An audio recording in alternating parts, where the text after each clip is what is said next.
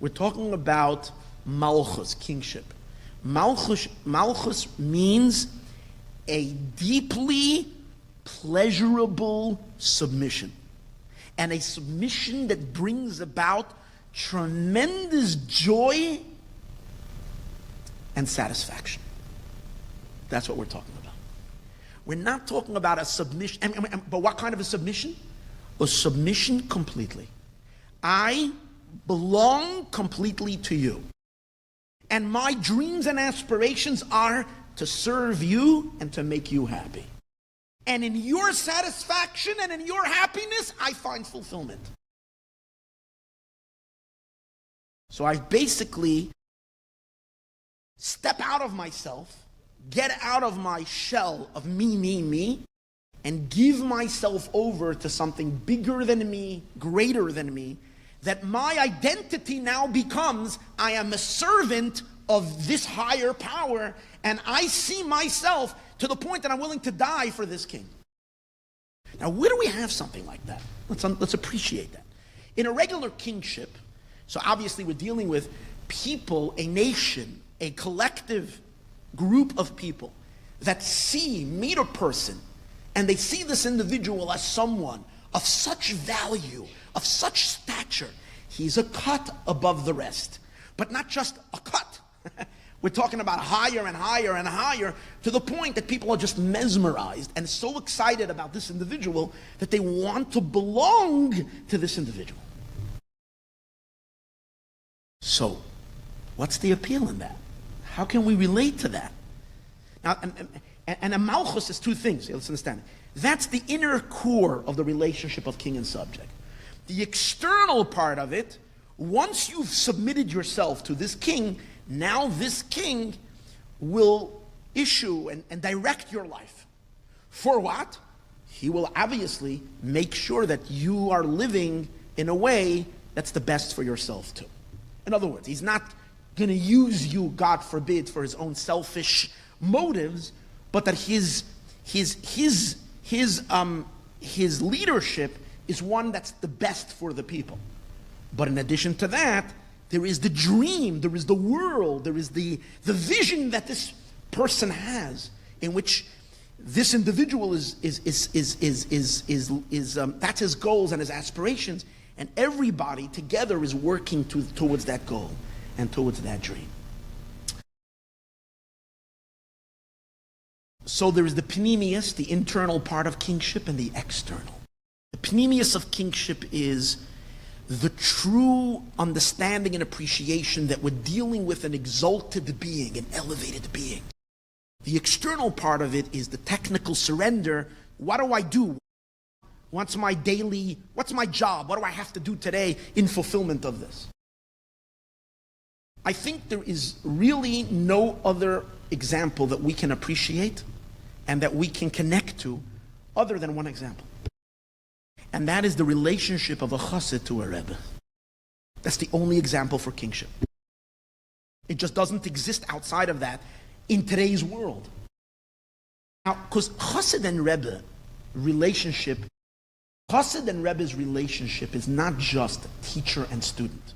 A Rebbe is not just an inspiration to students. Now, I do want to say, a Rebbe is not only conceived as a tzaddik, as a righteous individual, as a great person, and this righteous individual leads his people and that directs you is an inspiration. It's more than a teacher-student. There's a certain complete, like a Chassid would go into his Rebbe and he would say, Hineni, I'm here. Whatever you tell me to do, I'm willing to do. We have to differentiate, by the way, between, in Chassidus itself, there were the Polish, Russian Chassidim, and there were the Hungarian Chassidim. The Satmar Rebbe, someone told me a few weeks ago something that the Satmar Rebbe said, and I forgot who told it to me, and I forgot what he said. But I do remember the kernel of it.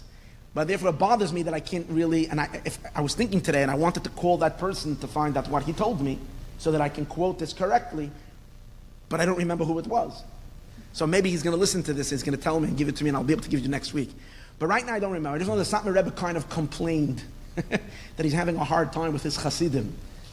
And he said, like, if the Polish Rebbes, like the Gera Rebbe or the Russian Rebbes, when they said something, this is it, and Chassidim are ready to go in a fire and the water. In the Hungarian world, the Chassid Rebbe was more like, you're smarter than me, you're greater than me, I'm willing to be inspired by you, but once I feel you're stepping out of your boundaries, no, Rebbe, I can't do that. But everybody all knew that a Rebbe in Ger, a Rebbe says, it's like soldiers. I saw it personally, and everybody can see this. When I came to Chabad, the beauty is interesting. It's not like, only those that are born in it. There's thousands and thousands of Chassidim who came, for instance, to Lubavitcher Rebbe. And over here you see a very interesting thing. These are people across the world that have, from all walks of life, that have so devoted themselves to, completely submitted themselves to the authority of one individual. Not of something, no one coerced, no one said, no one is forcing, there's no imposing, there's no external pressure that's bringing the people to do that. It's because there is such an admiration to a tzaddik, to someone so elevated, in which people say, you know what, this is such, I want, one of the things that bothered me very much when I came to Lubavitch was, when I would go to a bar mitzvah or a chasana, I would hear the bracha say, you should bring nachas to the Rebbe. And I say the truth, it irked me very much, because, what do you mean bring nachas? Bring nachas to the Eibishter.